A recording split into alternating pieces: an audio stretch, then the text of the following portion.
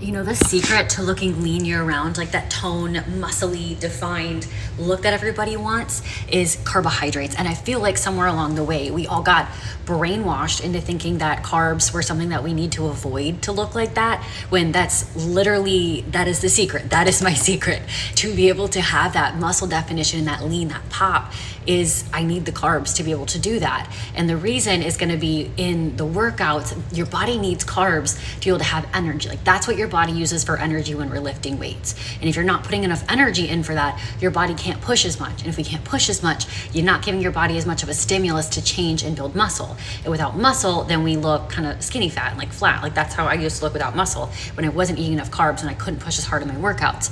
But when I finally started eating enough carbs, actually fueling my workouts, I could push harder, and my body composition changed so freaking fast because my body finally had the fuel it needed, so I could give it the stimulus that it needed to build the muscle that I wanted to give it that look. And then also, when you are eating enough carbs, your body has enough to store in your muscles with what's called glycogen.